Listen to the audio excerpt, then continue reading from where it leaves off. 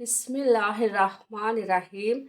सफ़ेद कबूतर देखने में बहुत प्यारे लगते हैं और तकरीबन सब लोगों को पसंद भी होते हैं, लेकिन आज इस सफ़ेद कबूतर के बारे में ऐसा वाक़या बयान करने जा रही हूँ जिसे सुनकर आपकी आंखों में भी आंसू आ जाएंगे। ये सफ़ेद कबूतर मैदान करबला में क्यों गया था और अल्लाह ने इसमें शिफा क्यों रखी है। 61 हिजरी 10 मुहर्रम के दिन करबला के मैदान में जब इमाम हुसैन रज़ी अल्लाह ताला अन्हो का सर मुबारक तन से जुदा कर दिया गया, जब आपको शहीद कर दिया गया तो रसूल अल्लाह सल्लल्लाहु अलैहि वसल्लम के साथियों को कैद कर दिया और इमाम हुसैन और उनके साथियों को ज़मीन करबला में छोड़कर कूफा और शाम की तरफ रवाना हो गए। इसके साथ साथ मैदान करबला में आपको एक हदीस भी बता दें कि जब मोहम्मद सल्लल्लाहु अलैहि वसल्लम ने अपनी प्यारी बेटी हज़रत फ़ातिमा रज़ी अल्लाह ताला अन्हा को इमाम हुसैन की शहादत और इन पर आने वाली मुसीबतों की खबर दी थी, हज़रत फ़ातिमा रज़ी अल्लाह ताला अन्हा जब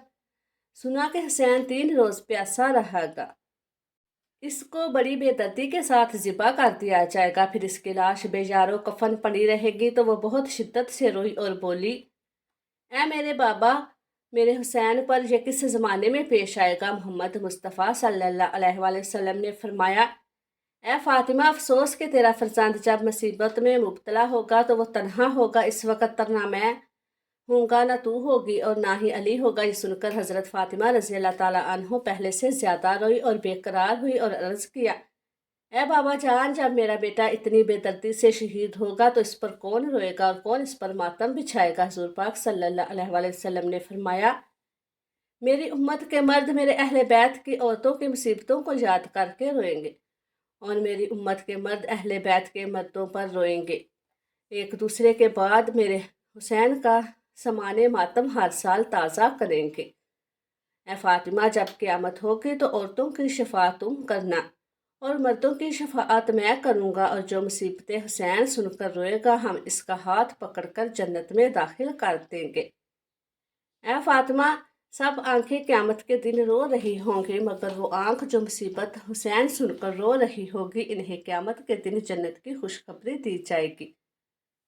जब 10 मुहर्रम के दिन इमाम हुसैन को शहीद कर दिया गया तो जो रसूल अल्लाह सल्लल्लाहु अलैहि वसल्लम का नवासा ज़मीन करबला में बेगौरव कफन पड़ा रहा। इतने में पूरे आसमान में अंधेरा छा गया। लोग सोचने लगे कि शायद रात हो चुकी है। आसमान के सितारे आपस में टकराने लगे। कहा जाता है कि इस वक्त आसमान से खून की बारिश हुई थी, यानी हज़रत इमाम हुसैन के गम में आसमान भी खून के आंसू रो रहा था। 61 हिजरी 10 मुहर्रम की शाम को सफ़ेद कबूतर करबला के मैदान के ऊपर से गुजर रहा था। इसने देखा कि करबला की तपती हुई ज़मीन पर नवासा रसूल सल्लल्लाहु अलैहि वसल्लम का जिस्म मुबारक मैदान में तन्हा पड़ा है।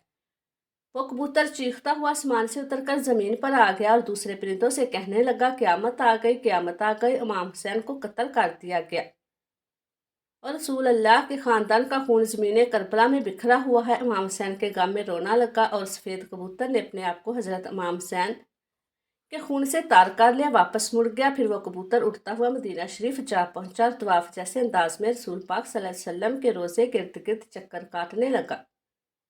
इस कबूतर के परों से खून के कतरे टिपक रहे थे। मदीना के लोग इसने जब कबूतर का हाल देखा तो वह हैरान और परेशान हो गए और आपस में बातें करने लगे कि आखिर ये क्या मामला है। इसके बाद जब मदीना के लोगों को इमाम हुसैन की शहादत की खबर मिली तो इन लोगों को समझ आ गया कि सबसे पहले ज़ाहरी तौर पर हज़रत इमाम हुसैन की शहादत की खबर दरगाह रसूल पर पहुँचाने के लिए यह सफ़ेद कबूतर हाजिर हुआ था।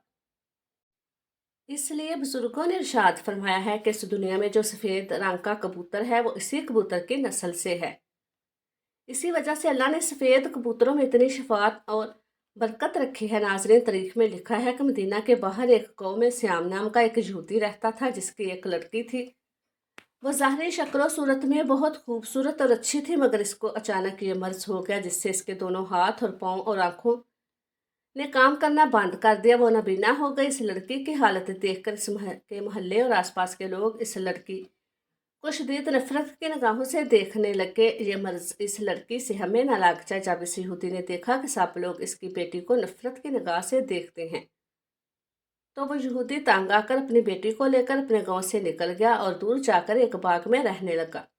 खुद दिन भर शहर में काम करता और शाम को इस बाग में अपनी लड़की के पास आ जाता। एक भी एक दिन इत्तेफाक से ऐसा हुआ कि वो यहूदी अपने काम में इतना ज़्यादा मसरूफ़ हो गया कि वो शाम को बाग में अपनी बेटी के पास ना आ सका। जब नबीना लड़की बाप का इंतज़ार करती रही, वो लड़की गिरते पड़ते दरख्त के नीचे जा पहुंची और रोने लगी। इस लड़की ने इस दरख्त के नीचे अब पूरी रात गुजार दी। जब सुबह हुई तो इस लड़की ने महसूस किया इसके करीब ही एक दूसरे दरख्त के ऊपर परिंदे की चीख भरी आवाज़ आ रही है। इस आवाज़ में इतना ज़्यादा दर्द था कि वो लड़की अपने आप को रोक नहीं पाई और घसीटते पड़ते इस दूसरे दरख्त के पास आ पहुंची। वो लड़की देख नहीं सकती थी, लेकिन फिर भी सर ऊपर करके इस परिंदे की तरफ देखने की कोशिश कर रही थी कि इतने में इस कबूतर के पर से खून का एक कतरा इस लड़की की दाएं आंख में जा गिरा। इस खून का गिरना था कि इमाम हुसैन के खून की बरकत से इस लड़की की आंख सही हो गई, इसमें रोशनी आ गई। वो लड़की देखने लगी, फिर खून का एक कतरा इसकी बाएं आंख में, इनकी बरकत से इसकी दूसरी आंख भी रोशन हो गई। लड़की देखकर बहुत हैरान हुई और इस दरख्त के ऊपर देखने लगी। इस दरख्त पर खून में लिपटा हुआ एक सफ़ेद कबूतर बैठा हुआ है। वो लड़की इसको देख रही थी, इतने में खून के कुछ और कतरे इसके जिस्म पर गिर गए। इमाम हुसैन के खून की बरकत की वजह से इस लड़की की तमाम बीमारियां ख़त्म हो गई। अब वो लड़की इस तरह ठीक हो गई जैसे कि इसको कभी कोई मर्ज नहीं था। इसके बाद वो खुशी खुशी उठी और अपने बाग की तलाश में निकल गई। बाग से बाहर निकल रही थी कि इतने में वो यहूदी सामने आता हुआ दिखाई दिया। वो यहूदी इस लड़की के पास आ गया, मगर वो अपनी इस बेटी को पहचान ना सका। इस लड़की को अजनबी समझकर पूछने लगा कि लड़की तू कौन है, इस बाग में क्या कर रही है? मैं अपनी बेटी को इस बाग में छोड़कर गया था। क्या तुझे इसका कोई हाल मालूम है? मेरी बेटी कहाँ गई है? क्योंकि इस बाग में जिस जगह पर मैं इसको छोड़कर गया था वहां पर वो मौजूद नहीं। लड़की ये सुनकर खुशी से रोने लगी और कहने लगी कि बाबा, आपने मुझे नहीं पहचाना, मैं वही आपकी बीमार बेटी हूँ जिसको आप इस बाग में छोड़कर गए थे। यहूदी ये सुनकर बहुत हैरान हुआ और इसको इस बात की कितनी ज्यादा खुशी हुई कि इसकी आंखों से आंसू के टपकने लगे। और यहूदी बाप ने अपनी बेटी से कहा कि तुम्हारी ये बीमारी कैसे ठीक हो गई, तुम्हें दिखना कैसे शुरू हो गया? इस लड़की ने अपना सारा वाकया सुना दिया और अपने बाप को इस दरख्त के नीचे ले गई।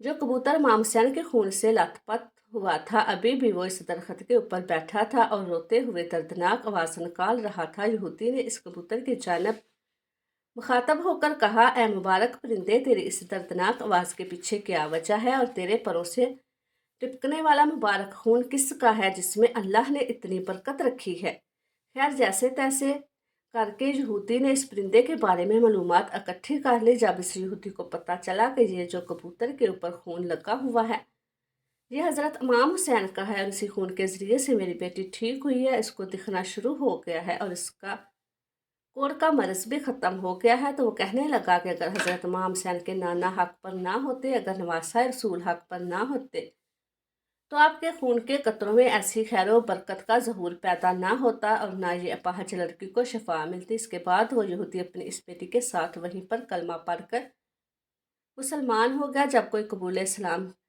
की वजह पूछता तो इस वाक़े को पूरा तफसील के साथ बयान करता। सलाम हो रसूल अल्लाह के ख़ानदान पर, सलाम हो इस नाहक खून पर जो इस्लाम की बका के लिए ज़मीन करबला पर बहता रहा। अल्लाह ताला मुहर्रम अल हराम के सदक़े हम तमाम मुसलमानों की तमाम परेशानियों को दूर फरमाए, हमारी ज़िंदगी में खुशियाँ अता फरमाए। अल्लाह ताला हमें नेकी की बात को सुनने, समझने और इस पर अमल करने की तौफीक अता फरमाए। अल्लाह ताला मेरा सुनाना और आपका सुनना अपनी बारगाह इलाही में कबूल व मंजूर फरमाए। अल्लाह ताला हम सब का हामी और नासिर हो, आमीन।